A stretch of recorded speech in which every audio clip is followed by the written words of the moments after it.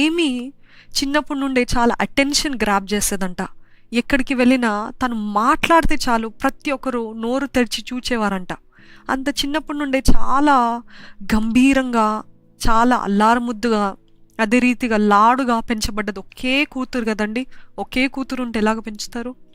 ఆ రీతిగా తల్లిదండ్రులు కూడా చాలా పెంచేవారంట. చుట్టుపక్కన ఉన్న వారందరూ మీరు ఆ బిడ్డను పాడు చేసేస్తున్నారు, ఆ బిడ్డ చిన్నప్పటి నుండి మంచి స్థాయిలో పుట్టింది, చక్కటి బట్టలు, చాలా కాస్ట్లీ బట్టలు వేసుకోవడం ఇలాగ ఉండేదన్నమాట.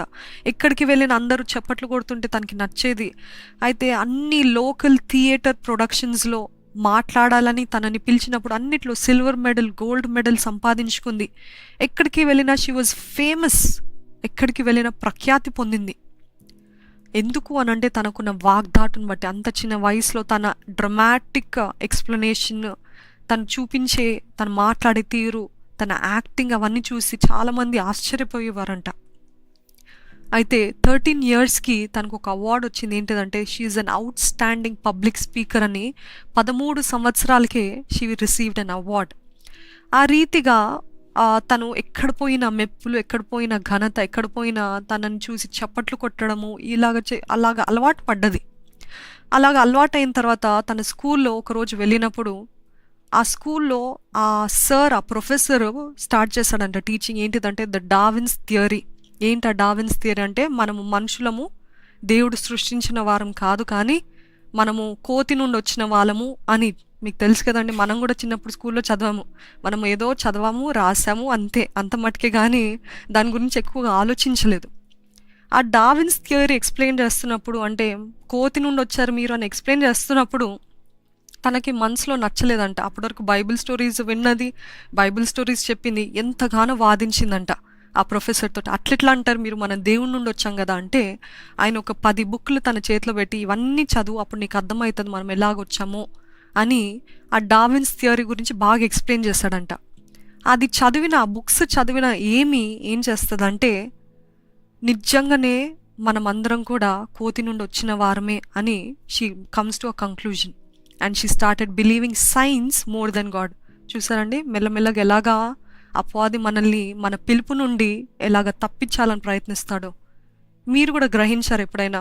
చిన్నప్పటి నుండి మీకు ఒకటి ఇష్టము, చిన్నప్పటి నుండి మీకు ఏదో ఒకటి దేవుని కోసం చేయాలని ఆశ ఉంటుంది, చిన్నప్పటి నుండి మీ ఇంట్రెస్ట్ తగ్గట్టే దేవుడు మిమ్మల్ని నడిపిస్తాడు. కానీ సడన్గా వస్తాడు అపవాది, అకస్మాత్తుగా వచ్చి మనల్ని తిన్నగా డైవర్ట్ చేస్తాడు. ఒకేసారి మొత్తం చూపించాడు, మెల్లమెల్లగా జారిపోయేలాగా చేస్తాడు, మెల్లమెల్లగా మన పిలుపు నుండి తప్పిపోయేలాగా చేస్తాడు. అనేక సార్లు మీలో పుట్టుక క్రైస్తవులు ఉన్నారు, పుట్టుకతోటే దేవుని వాక్యము, పాటలు విన్నవారు ఉన్నారు. కానీ మీ యవన కాలము రాగానే, వచ్చిన వెంటనే ఎంత నాగ్గా, ఎంత కుట్రగా మనల్ని దేవుని మార్గం నుండి, పిలుపు నుండి తప్పింపజేస్తాడు కదా. ఆ రోజు ఏమీ మెక్ఫర్సన్ని కూడా అలాగనే చేశాడు. ఏంటిదంటే, మీరు సైన్స్ని నమ్మండి, దేవుని నమ్మద్దు. సైన్సే సత్యము, సైన్సే కరెక్ట్, దేవుడు కాదు అని తను వాదించడం మొదలుపెట్టింది. అప్పటి వరకు దేవుని మాటలు అని వెళ్తున్న తను ఇప్పుడు సైన్స్ ఇస్ ద బెస్ట్ అని సైన్స్ ముందుకు వెళ్ళింది. అటువంటి పరిస్థితిలో ఏం చేసిందంటే, as she was thinking about all this, she started arguing with all the preachers. ఆ చర్చ్కి తీసుకెళ్తున్న తన తల్లిదండ్రులతో ఆర్గ్యూ, నన్ను ఎందుకు చర్చ్కి తీసుకెళ్తున్నారు, what should I go for, నేను చదివే బైబిల్ సత్యమైందేనా, మరి ఆ రోజు జరుగుతున్న అద్భుతాలు ఎందుకు ఈ రోజు జరగవు, మరి ఆ రోజు యేసుప్రభు చేసిన ఆశ్చర్యకార్యాలు ఇప్పుడు ఎందుకు జరగవు అని ఆ బోధకులతోటి ఎప్పుడు చూసినా వాగ్వాదాలు పెట్టుకునేదంట, గొడవలు పెట్టుకునేదంట. ఎంతోమంది ప్రీచర్స్ తనకి ట్రై చేశారంట చెప్పడానికి, కానీ ఎవ్వరు కూడా గెలవలేకపోయారంట. అంటే తినిచ్చే ఎక్స్ప్లెనేషన్స్కి, తినకున్న నాలెడ్జ్కి, ఇంటెలిజెన్స్కి ఎవరు కూడా తనతోటి ఆర్గ్యూ చేయలేకపోయారంట. ఒక 2-3 ప్రీచర్స్ దగ్గరికి వెళ్ళింది, వారు ముగ్గురితో ఆర్గ్యుమెంట్స్ పెట్టుకుంది, దేవుడు నిజం కాదు అని డిసైడ్ అయిపోయింది. ఇంకా లాస్ట్ ప్రీచర్ తోటి ఆర్గ్యుమెంట్ పెట్టుకున్న తర్వాత షీ డిసైడెడ్ ఏంటిదంటే, నేను ఇంకా నాస్తికురాలను అయిపోతాను, I will become an atheist అని అనుకుంది. ఇంకా నేను నాస్తికురాలుగా అయిపోతాను, దేవుడు లేడు, దెయ్యం లేదు, సైన్సే కరెక్ట్ అని డిసైడ్ అయిపోయింది. అటువంటి పరిస్థితిలో అలాగనే నిరుత్సాహంతో తన రూమ్కి వెళ్ళిందంట. రూమ్కి వెళ్ళిన వెంటనే ఆ డోర్స్ తెరిచి, ఆ విండోస్ తెరిచి చూస్తే ఆ స్టార్స్, ఆ మెరుస్తున్న ఆ నక్షత్రాలు చూస్తూ, ఆ మూన్ని చూస్తూ, చంద్రుణ్ణి చూస్తూ, వాటిని చూస్తూ they should be somebody who created this అని ఆలోచన వచ్చింది. ఇవంతటివి రాలేదే, they should be somebody who created this అని తను అనుకుంటుందంట. అదే రీతిగా మనము బైబిల్లో చదువుతాం కదండి, రోమీయులకి రాసిన పత్రిక 1:20 సృష్టించబడిన వస్తువులను పరిశీలించడం ద్వారా తేటపరచుచున్నది, తమను తాము సమర్థించుకోవటానికి ఏ అవకాశం లేదు. అంటే the creation is preaching to us. The stars, the moon, the sun is preaching to us. We cannot defend ourselves saying that there is no God. సృష్టిని చూసి నేర్చుకోండి. సృష్టి వస్తువులే మనకి బోధిస్తున్నాయి. ఇంకా ఏ విషయంలో కూడా సమర్థించుకోవడానికి అవకాశం లేదని ఆ రోజు ఆ నక్షత్రాల్ని, ఆ చంద్రుడిని చూసినప్పుడు తనలో తను అనుకుంటుంది ఏంటిదంటే, దేవా నువ్వు కానీ నిజమైతే నాకు నిరూపించు, ఆ బైబిల్లో చేసిన ఆశ్చర్య కార్యాలు ఇప్పుడు జరిగించు అని తను అలాగ అనుకొని ప్రేయర్ చేసుకొని పడుకుంటుందంట.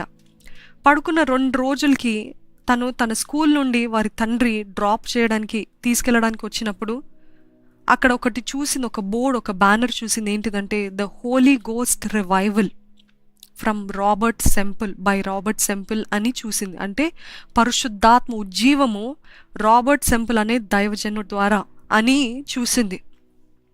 చూసిన వెంటనే నాన్నగారు నన్ను అక్కడ తీసుకెళ్ళండి, డాడ్ టేక్ మీ దేర్ అని అడిగితే వెళ్ళారు. వెళ్ళిన తర్వాత అంత గంభీరంగా పాటలు పాడుతున్నారు, గొప్ప దేవుని సన్నిధి. తనకి తెలియకుండా, నేను అప్పటి వరకు డిసైడ్ అయిందని చెప్పాను కదండి, నేను ఇంకా నాస్తికురాలుగా ఉంటాను అనుకున్న తను ఏదో తెలియని ప్రభావము తన చుట్టూ కమ్ముకుంది, దేవుని సన్నిధి బలంగా ఉంది. ఆ పాటల్లో తన తర్వాత సడన్గా చాలా చక్కటి అందమైన 6 అడుగుల వ్యక్తి, దేవుని మహిమ ప్రభావం ఆయన ముఖం పైన కనబడుతుంది.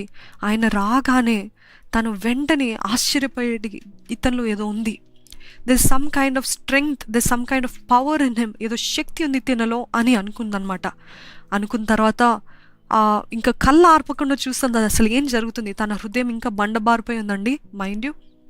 అటువంటి పరిస్థితుల్లో ఆయన వచ్చి వెంటనే బైబిల్ తెరిచి అపోస్తుల కార్యం 2వ అధ్యాయంలో పశ్చాత్తాపడు అని ఈ కేవలం పశ్చాత్తాపం గురించి మాట్లాడుతున్నప్పుడు, ఎప్పుడైతే పశ్చాత్తాపడు అన్నాడో అప్పుడు తన హృదయంలో ఒక పెద్ద ఖడ్గము దూసుకొని వెళ్తున్నట్టు, గుచ్చుకుంటున్నట్టు, ఒక బాణం వెళ్తున్నట్టు తనకి అనిపిస్తుందంట. She was very uncomfortable. there was something which was making her uncomfortable.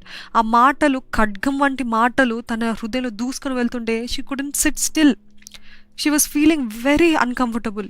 తన జీవితంలో ఎవరు కూడా అలాగా బోధించలేదో అని అనుకుందనమాట.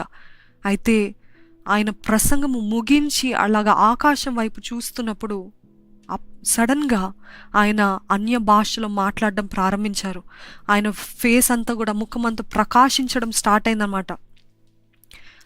ఆయన ఎప్పుడైతే అన్య భాషలో మాట్లాడారో తనకి తెలిసింది ఏంటిదంటే, నేను గొప్ప పాపిని, నా అంత పాపాత్మురాలు ఎవరు లేరు అని అక్కడికక్కడే మారు మనసు పొందింది, తిరిగి జన్మించిన అనుభవము పొందుకుంది. అయితే 3 రోజుల తర్వాత ఏం చేసిందంటే, వాళ్ళకి క్యారేజెస్ ఉంటాయి, కార్స్ కాదు క్యారేజెస్. అటువంటి టైంలో ఆ దారిలో వెళ్తుంటే సడన్గా ఆపిచ్చేసి ఆ రోడ్డు పక్కనకి వెళ్ళి బిగ్గరగా కేకలు వేస్తూ, దేవా నన్ను క్షమించు, దేవా నా పైన కనికరం చూపించు, అవునయ్యా నువ్వు కాదని నేను నాస్తికురాలు అయిపోదాం అనుకున్నాను, కానీ దేవా నువ్వే నిజమైన దేవుడివి, పశ్చాత్తాపడన్నావయ్యా, అవునయ్యా నేను చాలా పాపాత్మురాలు, ఇప్పుడు ఇదిగోనయ్యా నీ దగ్గరికి వస్తున్నాను అని బిగ్గరగా కేకలు వేస్తూ ఆ రోడ్ సైడ్ తన ఆగి దేవుని సన్నిధిలో మొరపెడుతుంది. మొరపెట్టి అలాగ కళ్ళు తెరిచి చూసిన వెంటనే తన కళ్ళకి ఆశ్చర్యం కలుగుతుంది. ఏంటిదంటే, అప్పటి వరకు ఆకాశము ఒక ఎత్తులో ప్రకాశిస్తుంది, కానీ ద స్కై సీమ్డ్ బ్రైటర్, ఇంకా బ్రైట్గా కనిపించింది. ఆ చెట్లు, ఆ పంటలు, తన చుట్టూన్నవన్నీ కూడా దేవుని ఆరాధిస్తున్నట్టు అనిపించింది, వినిపించింది తనకి. ఆ బర్డ్స్, పక్షులు కూడా తన వైపు వచ్చి దేవుని స్తుతించడము తను చూసింది. ఏంటి ఇప్పటివరకు it was all the same, but suddenly after I repented, దేవుని సన్నిధిలో పశ్చాత్తాపడిన తర్వాత అంత వ్యత్యాసంగా కనిపిస్తుంది ఏంటి అని తను ఆశ్చర్యపోయి ఆ రోజు పొందుకుంది దేవుని ఆనందము, సంతోషము. ఇంకా నేను నాస్తికురాలుగా ఉండను అని తెలుసుకుంది. ఎప్పుడైతే ఆ మారు మనసు అనుభవం పొందారో దాని వెంటనే తనకు ఒక దర్శనం వచ్చింది. ఏంటంటే ఒక నల్లటి నది ప్రవహిస్తుంది. ఆ నల్లటి నది దగ్గర లక్షలాది మంది కొట్టుకొని పోతున్నారంట. కొట్టుకొని పోతూ ఉంటే దేవుడు ఆ సమయంలో తిన చెవులో ఒక మాట చెప్తున్నారు. ఏంటంటే become a winner of souls, ఆత్మల్ని రక్షించే జాలరుగాను మారు అని దేవుడు చెప్తున్నాడంట. చెప్పుతున్నప్పుడు తిను ఆశ్చర్యపోయి, ఆ కాలంలో స్త్రీలు ప్రసంగించద్దు కదా, ఆ కాలంలో అటువంటి స్వేచ్ఛ లేదు, ఇప్పుడున్నంత స్వేచ్ఛ లేదు, ఇప్పుడున్నంత అధికారం వారికి ఇవ్వబడలేదు. ఆర్థడాక్స్ క్రిస్టియన్స్ ఎంతగా బైబిల్ ఉంది, స్త్రీకి పురుషుడికి భేదం లేదు అని చెప్తే కూడా అది పట్టించుకోలేదు. అంత్య దినాల్లో నా ఆత్మ ప్రతి ఒక్కరిపైన కుమ్మరిస్తానన్నాడు దేవుడు, అది కూడా పట్టించుకోలేదు. పౌలు గారు అటువంటి పరిస్థితులు బట్టి రాసిన వాక్యాన్ని బట్టి వారు దానిపైన వివాదాలు పెట్టుకుంటూ స్త్రీలు ప్రసంగించద్దు అని ఎంతగానో కాంట్రవర్సీస్ చేసేవారు. ఆ రీతిగా తిను కూడా అనుకుంది, నేను ప్రీచ్ చేస్తే ఎంతమంది అడ్డుకుంటారో, ఎంతమంది నన్ను తృణీకరిస్తారో అనుకుంది. కానీ తను ఏం చేస్తుందంటే స్కూల్స్ కూడా, క్లాసెస్ కూడా బంక్ చేసి, మార్క్స్ పోతే పోని అని మార్క్స్ కూడా పోగొట్టుకొని మరీ రివైవల్ మీటింగ్స్ అటెండ్ అయ్యేవారంట. అలాగా రివైవల్ మీటింగ్స్ అటెండ్ అవుతూ దేవుళ్ళు ఎదుగుతూ ఉంటే తను అన్య భాషల్లో కేవలం కొన్ని పదాలు కాదు, సెంటెన్సెస్లో మాట్లాడడం ప్రారంభించిందంట. అయితే దాని తర్వాత ఆ రాబర్ట్ మెక్ఫర్సన్ అన్న వ్యక్తి ఏమీ దగ్గరికి వచ్చి వివాహం చేసుకుంటావా అని అడిగినప్పుడు ఏమీ కూడా ఒప్పుకుంది. అలాగా రాబర్ట్ అండ్ ఏమీ ఇద్దరు వివాహం చేసుకుంటారనమాట. అయితే రాబర్ట్ అప్పటికే గొప్ప దైవజనుడు, హీ వాజ్ అ మిషనరీ. ఆయనకెప్పుడు కూడా మిషనరీ హృదయము, ఎక్కడికైనా వెళ్ళి దేవుని సేవ చేయాలి, ఎక్కడికైనా వెళ్ళి దేవుని పనిలో ముందుకు వెళ్ళాలి, సువార్త అందని చోట వెళ్ళాలి అని ఆశతో ఉండే వ్యక్తి. ఆయన basically he was from America, కానీ ఒంటేరియోలో, కెనడాలో, ఇంకా ఇతర దేశాల్లో సువార్త పని చేస్తుండేవారు. ఆ రీతిగా ఈయన అనుకున్నాడు, వివాహం అయిన తర్వాత మేము కూడా భార్యాభర్తలంగా చైనా దేశానికి వెళ్తాము, అక్కడ మిషనరీస్గా పనిచేస్తాము అని అనుకుంటారన్నమాట. అని అనుకున్నప్పుడు అప్పటికే ఏమీ ప్రెగ్నెంట్ అవుతుంది, మొదటి బిడ్డతోటి గర్భవతి అవుతుంది అనమాట. ఇంకా అంత గర్భవతి అయినప్పటికీ కూడా ఇప్పుడులాగా మనకి ఫ్లైట్స్ లేకపోతే ఈజీగా రీచ్ అయ్యి, మనము ఇప్పుడు చైనా వెళ్ళాలంటే మ్యాక్సిమం ఒక 6 to 10 hours అండి, దుబాయ్ వెళ్ళాలంటే 6 hours, యూఎస్కి వెళ్ళాలంటే కేవలం 21 hours. కానీ ఆ 21 hours అని అనుకుంటాము, కానీ ఆ కాలంలో ఒక దేశం నుండి ఇంకో దేశానికి వెళ్ళాలంటే నెలలు తరబడి ట్రావెల్ చేయాలి. అటువంటిది ఏమీ అప్పటికే గర్భవతులకి లేకపోతే తల్లులకి తెలుసు ఎంత కష్టమో అది. ఒక గర్భవతిగా ట్రావెల్ చేయాలి, అది కూడా బై వాటర్, ఎంత వామిటింగ్స్ వస్తాయి, ఎంత నాజియస్గా ఉంటుంది, ఆకలి ఉండదు. అటువంటి పరిస్థితుల్లో తెగించి ఇద్దరు కూడా, రాబర్ట్ అండ్ ఏమీ, దే వెంట్ టు చైనా. అయితే చైనాకి వెళ్ళిన వెంటనే ఏమీ తట్టుకోలేకపోయింది. ఏంటిది అని అంటే ఆ మనుషుల పద్ధతులు, ఆ మనుషులు తినే తిండి చూసి వాంతికి వచ్చేది. ఏంటిది అని అంటే వారు ఎలుకలు తినటము, క్యాటర్ పిల్లర్స్ని తినటము, ఇదేంటి పురుగుల్ని తినటము, ఇవన్నీ చూసి తను తట్టుకోలేకపోయింది. ఏంటి మనుషులు అని ఆశ్చర్యపోయిందనమాట. రాత్రి అయిన వెంటనే రాత్రి పగలు తన అపార్ట్మెంట్స్ చుట్టూ, రాబర్ట్కి తెలుసు, ఏమీకి తెలుసు ఏంటిదంటే వారి అపార్ట్మెంట్ చుట్టూ దురాత్మల సమూహము, వారికి స్పష్టంగా వినిపించదంట. ఆ దురాత్మల కేకలు, ఆ దురాత్మలు చేసే శబ్దాలు వాళ్ళకి వినిపించదంట. ఆ దురాత్మల సమూహము, ఒక పక్కనేమో వారి ఆహారము, అంత భయంకరమైన ఆహారము. మరలా ఒకరోజు ఏం చేశారంటే అక్కడున్న లోకల్ హైందవులు ఒక వ్యక్తిని సజీవంగా దహించేశారంట. They burned that man alive. And అది ఏమీ మెక్ఫర్సన్ చూసింది, తన కన్నులారా చూసింది. అప్పటి వరకు ఎంతో చక్కటి గృహంలో, చక్కటి వాతావరణంలో పెరిగిన తను ఆ తిండి, ఈ మనుషుల వ్యవహారం చూసినప్పుడు తట్టుకోలేక షీ బికేమ్ ఎమోషనల్లీ వీక్. ఎంతగానో మానసికంగా బలహీనంగా అయిపోయిందనమాట. చాలా ఒత్తిడి అయిపోయింది, చాలా స్ట్రెస్ అయిపోయింది. రాత్రి పగలు నిద్ర లేదు ఆ దురాత్మల ద్వారా. ఆ చుట్టూ సరైన తిండి లేదు, తినటానికి ఆహారం లేదు. అటువంటి పరిస్థితిలో ఇంకా భయంకరమైంది ఏం జరిగిందంటే, ఆ పువర్ కండిషన్స్ బట్టి, ఆ చుట్టుపక్కన వాళ్ళు ఉండే ఆ చిన్న బీద అపార్ట్మెంట్ బట్టి మలేరియా అంటుకుంది. ఇద్దరికీ మలేరియా సోకింది. అయితే ఆ మలేరియా గర్భవతిగా ఉన్న తనకి, రాబర్ట్‌కి సోకినప్పుడు రాబర్ట్ మరణించాడు. 2 నెలల తర్వాత 2 నెలలే వచ్చారు వాళ్ళు. 2 నెలలకే వచ్చారు. కానీ 2 నెలల్లోనే తన భర్తని కోల్పోయింది. అండ్ ఏమీ ఎంతో ఒంటరిగా తన జీవితాన్ని సాగించాలిప్పుడు. తెలియని ప్రదేశము, తెలియని భాష, తెలియని మనుషులు, గర్భవతి, భర్తని కోల్పోయింది. ఇటువంటి పరిస్థితుల్లో ఒంటరితనం అనుభవించింది. 1 నెల తర్వాత, తన భర్త చనిపోయిన 1 నెల తర్వాత బిడ్డని కనిందనమాట. తన పేరు రాబర్టా స్టార్. ఒక చిన్న బిడ్డని, ఒక ఆడబిడ్డని కనింది. Her name was Roberta Star. అయితే ఇవన్నీ చూసిన ఏమీ మెక్ఫర్సన్ చాలా డిప్రెషన్లోకి వెళ్ళిపోయింది, కృంగుదలకి వెళ్ళిపోయింది. అన్బేరబుల్ గ్రీఫ్, తట్టుకోలేని వేదన. ఎంత వేదన అంటే ఆ హాస్పిటల్ రూమ్లో ఆ తట్టుకోలేక బిడ్డ పుట్టిన తర్వాత ఒక గోడ వైపు తిరిగి, గోడ వైపు బిగ్గరగా కేకలు వేస్తూ, దేవా నన్ను తీసేసుకో అయ్యా, నాకు వద్దయ్యా, ఈ జీవితం వద్దయ్యా అని గట్టి కేకలు వేస్తూ అరిచిందంట. ఎన్ని మార్లు అండి మీ జీవితంలో అటువంటి అనుభవాలు ఉన్నాయి? ఎన్ని మార్లు ఉన్నాయి అలాగా? ఎన్నోసార్లు మనం అడుగుతుంటాం కదా, తట్టుకోలేనయ్యా, నేనంటే ఎవరు ఇష్టం లేదయ్యా, నా వల్ల అవ్వదయ్యా, నన్ను తీసేసుకో అయ్యా. ఏలియాలాగా మనం ఎన్నోసార్లు ప్రార్థన చేస్తుంటాం కదండి, నా వల్ల అవ్వదు, నన్ను తీసేసుకో. ఆ రోజు ఏమికి తను ఎంతో ప్రేమించిన భర్త ఏదో తెలియని ప్రాంతానికి వచ్చి అక్కడ కోల్పోయింది. ఇప్పుడు ఆ చిన్న బిడ్డతో అప్పుడే బాలింతగా ఉన్న తను ఏం చేస్తారు? వాళ్ళకి డబ్బులు ఎలాగ వస్తాయి, వాళ్ళకి తిండి ఎలాగా అని అటువంటి పరిస్థితుల్లో ఏం చేసిందంటే, వారి తల్లి మినీ అని చెప్పాను కదండి, మినీ కెన్నడీ, తను ఆ డబ్బులు పంపించి నువ్వు వెంటనే బయలుదేరు అని తనని ఒంటారియోకి, టొరంటో కెనడాకి రప్పించేస్తుందన్నమాట. 1 సంవత్సరం వరకు ఏడుస్తానే ఉంది. 1 సంవత్సరం వరకు తన భర్త నిమిత్తమే ఏడుస్తానే ఉంది. ఆ సమయంలో ఇంకో వ్యక్తిని కలిసారు. ఎవరు అని అంటే హారల్డ్ మెక్ఫర్సన్. న్యూయార్క్ అనే ప్రాంతంలో హారల్డ్ మెక్ఫర్సన్ని కలిసింది. 2 సంవత్సరాలు తన భర్త మరణించిన తర్వాత మరొకసారి వివాహం చేసుకుంటుంది 1912లో. అయితే తను హౌస్ వైఫ్గా, ఇంటి ఇల్లాలుగా మరొకసారి గర్భం ధరిస్తుంది అన్నమాట. ధరించిన తర్వాత ఇంకో బిడ్డని కంటారు. ఎవరు అని అంటే తన పేరు రాల్ఫ్. ఒక కుమారుణ్ణి కంటారు.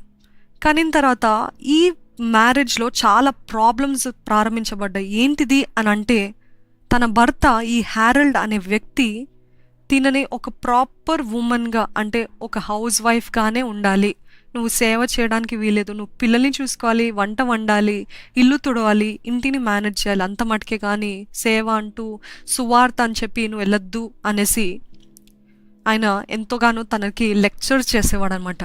అటువంటి పరిస్థితిలో ఏం చేసేదంటే, తినకి కృంగుదల ఎక్కువైపోయింది. తన పిలుపు, ఎప్పుడైనా మన పిలుపు నుండి మనము దూరంగా వెళ్తే మనము ఎక్కడికి వెళ్ళినా సంతోషంగా ఉండలేమండి. మీకు తెలుసా? మీరు అనుభవించారా? దేవుడు మిమ్మల్ని ఒక పనికని నిర్ణయిస్తే మీరు నా ఆశ, నా సంతోషము, ఇది సుఖము అని వెళ్ళారు. కానీ ఏదో తెలియని ఆందోళన, ఏదో తెలియని కలవరము, అటువంటి పరిస్థితుల్లో యోనాని కూడా చూస్తాం. పిలుపు నుండి పారిపోతాడు కానీ ఎక్కడికి వెళ్ళినా నెమ్మది ఉండదు. అదే రీతిగా తిను కూడా ఓకే సరే, హస్బెండ్ చెప్పినట్టు నేను హౌస్ వైఫ్గా ఉంటాను, పిల్లల్ని చూసుకుంటాను అనుకుంటుంది. కానీ తనలో కృంగుదల, నేనేం చేయలేకపోతున్నానే, దేవుడు నన్ను పిలిచాడు ఏం చేయలేకపోతున్నానే అని, దాంతోపాటు ఎన్నో బలహీనతలు, అనారోగ్యతలు కూడా వచ్చినాయి అనమాట. అయితే ఫస్ట్ ఎమోషనల్ బ్రేక్ డౌన్, ఎంత ఎక్కువగా ఒత్తిడి పొందుకుందంటే, ఎంత ఎక్కువగా స్ట్రెస్ అనుభవించిందంటే ఇంకా ఎమోషనల్గా బ్రేక్ డౌన్ అయిపోయింది. మానసికంగా మొత్తంగా కుప్ప కూలిపోయింది. అయితే కుమారుడు పుడతాడు. పుట్టిన తర్వాత దేవుడు పదే పదే తన ఇల్లు తుడిచినప్పుడు, వంట చేస్తున్నప్పుడు, పిల్లల్ని చూసుకుంటున్నప్పుడు, preach the word, will you go, సువార్తను ప్రకటించు, వెళ్తావా, సువార్తను ప్రకటించు, వెళ్తావా అని పదే పదే తన చెవులో దేవుడు చెప్తూ ఉన్నాడనమాట. అయితే 1914 సంవత్సరంలో she said okay lord I will go అని చెప్పి సండే స్కూల్కి వెళ్ళి వారికి ప్రసంగించడము, చిన్నపిల్లల్ని చూసుకోవడము అలాగే చేస్తుంది. అయినప్పటికీ తృప్తి లేదు, అయినప్పటికీ సంతోషం లేదు. అయితే అదే సంవత్సరంలో చాలా బలహీనతం అయిపోయి, చాలా అనారోగ్యము అనారోగ్య పాలయ్యి ఏం చేసిందంటే ఇంకా లెగలేని పరిస్థితి, పడక నుండి లేవలేని అంత దుస్థితికి వెళ్ళినప్పుడు దేవుని సన్నిధికి వెళ్ళి, దేవా నన్ను తీసేసుకో అయ్యా, నేను తట్టుకోలేకపోతున్నానయ్యా ఈ శ్రమ అని మరలా దేవుని సన్నిధిలో ఏడుస్తూ ఉంటుందంట. అయితే అటువంటి పరిస్థితుల్లో హాస్పిటల్కి తీసుకెళ్ళినప్పుడు ఆ డాక్టర్స్ అన్నారు, she as good as dead అని. తను ఉండే ఆ వార్డ్ నుండి, ఆ ఉండే రూమ్ నుండి ఎక్కడికి తీసుకెళ్తున్నారంటే ఇంకా చచ్చిపోతారు చూడండి, చచ్చిపోయిన శవాలు పెడతారు చూడండి, ఆ స్థలానికి తినని తీసుకెళ్ళిపోతున్నారు. ఎందుకంటే అంత భయంకరంగా అనారోగ్యం అయిపోయింది. అటువంటి పరిస్థితిలో ఆ ఆ డైయింగ్ ఎవరైతే ఎక్కడైతే శవాలు పెడతారో అక్కడికి తీసుకెళ్ళినప్పుడు తన తల్లికి గుర్తొచ్చింది. ఏంటి గుర్తొచ్చిందంటే, అవును కదా, నేను మొక్కుబడి చేసుకున్నాను కదా, నేను దేవునితోటి చెప్పుకున్నాను కదా, ఒప్పందం చేసుకు, నాకు కానీ కుమార్తెనిస్తే ఆ కుమార్తె నీకే ఇస్తానని దేవునితోటి ఒప్పందం చేసుకున్నాను కదా అని ఆ తల్లికి గుర్తొచ్చి ఆ బెడ్ పక్కనే గట్టి గట్టిగా ఏడుస్తూ she was renewing the wow, మరలా అదే వాగ్దానాన్ని చెప్తూ ఉందంట. తన ఒప్పందాన్ని గుర్తు చేస్తుందంట. దేవా ఈ బిడ్డను కాపాడయ్యా, ఈ బిడ్డను కాపాడితే నీ సేవ చేస్తుందయ్యా అని తను అంటుందంట. అయినప్పటికీ ఏ రీతిగా తనలో మార్పు లేదు, ఇంకా చచ్చిపోయే స్థితిలోనే ఉందంట. ఆ పరిస్థితిలో మరలా ఆ మరణ పడకల్లో ఇంకా కాన్షియస్నెస్ లేని, స్పృహ లేని పరిస్థితిలో చెవులో దేవుని స్వరం వినిపిస్తుందంట, విల్ యూ గో, వెళ్తావా నువ్వు అని దేవుడు పదే పదే చెప్తుంటే ఎంతో బలాన్ని లోపల నుండి తెచ్చుకొని ఒకే ఒక మాట చెప్పిందంట, ఐ విల్, నేను వెళ్తాను అని చెప్పిందంట. ఆశ్చర్యరీతిగా ఎప్పుడైతే ఆ మాట చెప్పిందో వెంటనే తనకి స్పృహ రావటము, ఎప్పుడైతే ఇంకా చచ్చిపోతుంది, ఇంకా ఆ శవాల దగ్గరికి తనని కూడా తరలించేయండి అని చెప్పిన డాక్టర్స్ ఆశ్చర్యపోయి, she was completely fine, no sickness at all, ఇంకే రీతిగా బలహీనత లేకుండా షీ వాజ్ ఫైన్. అప్పుడు ఇంకా 2 వారాలు ముగించకముందే she was up and running. అంత యాక్టివ్గా, అంత అసలు బలహీనత ఈమెకైనా ఉండింది, చచ్చిపోతుంది అనుకున్నాము ఈమెనా అని అనుకునే పరిస్థితిలో షీ వాజ్ దేర్. అయితే హ్యారల్డ్ అనే తన భర్త, ఆయనకు అప్పటికే ఒక మంచి ఉద్యోగం ఉంది. ఆయన అనుకున్నాడు, నా భార్య ఎప్పుడు కూడా హౌస్ వైఫ్ లాగా ఉండాలి, ఇందాక చెప్పాను కదా, అలాగ అనుకుంటూ ఉంటే వీళ్ళిద్దరి మధ్యలో గొడవలు పెద్దగా అయిపోయేది. ఆయనేమో నువ్వు హౌస్ వైఫ్గా ఉండాలంటాడు, తినేమంటది ఏంటంటే, నన్ను దేవుడు పిలిచాడు ఆయన సేవకై, నేను వెళ్ళాలి, వెళ్ళకపోతే నష్టము అని అన్నదంట.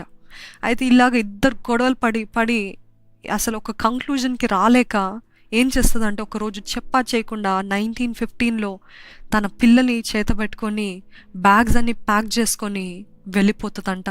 వెళ్ళిపోయి ఒక చిన్న నోట్ చెప్తుంది. ఏంటిదంటే, నేను నీ మార్గంలో నడవాలనుకున్నాను, నేను విఫలం అయిపోయాను, ఇప్పుడైనా నువ్వు నా మార్గంలోకి వస్తావా, మనం ఆనందంగా బ్రతుకుదాము అని ఒక నోట్ పెట్టి, I have try to walk your way and failed, will you come my way now అని చెప్తుందంట. వీ విల్ బీ హ్యాపీ అని చెప్తుందంట. చెప్పినప్పుడు అట్లా ఆ నోట్ వదిలివేసి వెళ్తుంది. ఇంకా ఏం మాత్రం ఆలస్యం చేయకుండా వారు ఆ టొరంటో కెనడా సైడ్కి వెళ్ళినప్పుడు తను సేవ ప్రారంభించింది. తన తల్లి మినీ ఏమో తన బిడ్డల్ని, అంటే 2 బిడ్డలు, చిన్న బిడ్డలు కదండి, ఆ బిడ్డల్ని చూసుకోవడము, ఇంకా టెంట్ మీటింగ్స్ అని స్టార్ట్ చేసింది.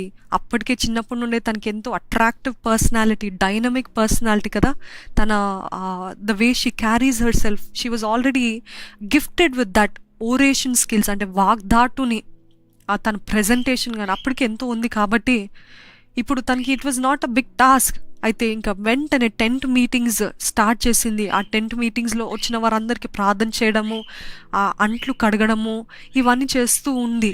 అప్పుడు అనుకుంది తను, నిజంగా దీంట్లో నా ఆనందం ఇన్ని సంవత్సరాలు పొందుకోలేదే, ఇన్ని సంవత్సరాలు ఎంతగానో మానసికంగా కూలిపోయాను కదా, మరి ఇప్పుడేంటి ఇంత ఆనందం అని తెలుసుకొని ఆ దేవుని పిలుపు లోబడితే ఇలాగే ఉంటుంది అని ఎంతగానో ఆనందించిందన్నమాట.